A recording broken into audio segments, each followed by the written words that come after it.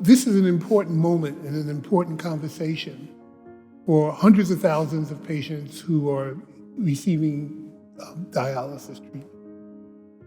And your vote can minoritize these communities because they're not going to get the care that they need.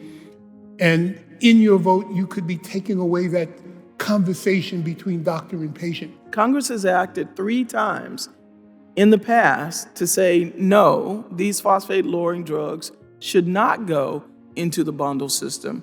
And unless they do that again, starting January 1st, 2025, these drugs will go into the bundle system.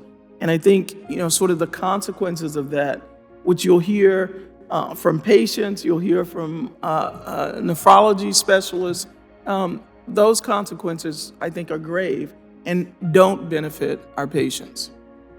I'm not here just because I'm a kidney patient. I also have members who are required to have dialysis. And so they go in for 4 or 5 hours during the day and have to come to work. Most of those guys tend to, because dialysis in the daytime, have night jobs.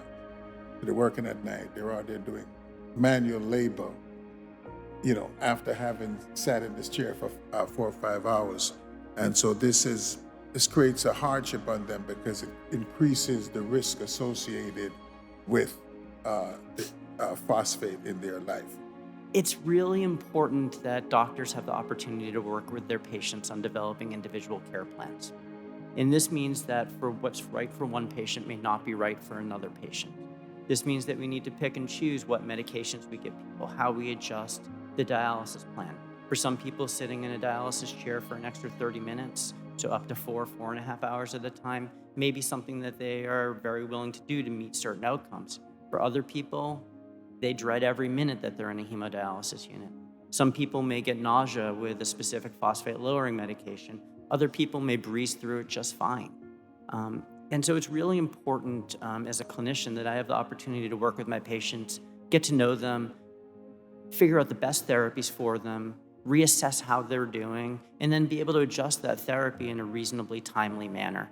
So putting these drugs, these phosphate-lowering therapies, into the bundle system, I think does a couple of things. First and foremost, it takes away that shared decision-making that physicians and patients have.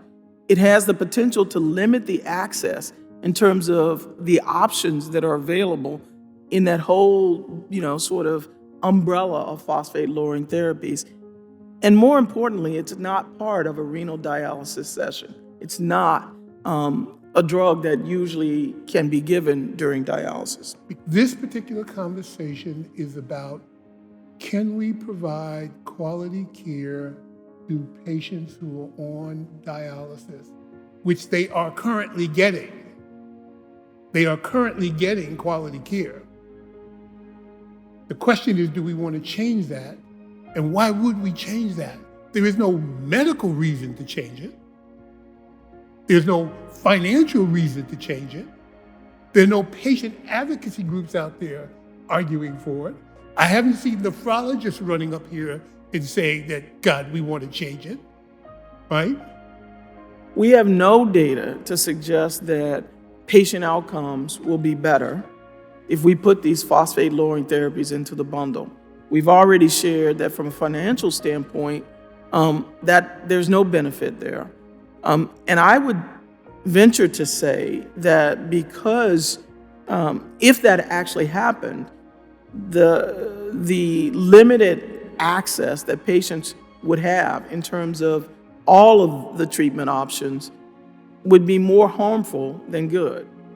This is a huge difference that's going to lead to really a paradigm change, which I think is going to worsen care for patients. And I wouldn't be up here saying this if it's not something that I didn't believe as a clinician.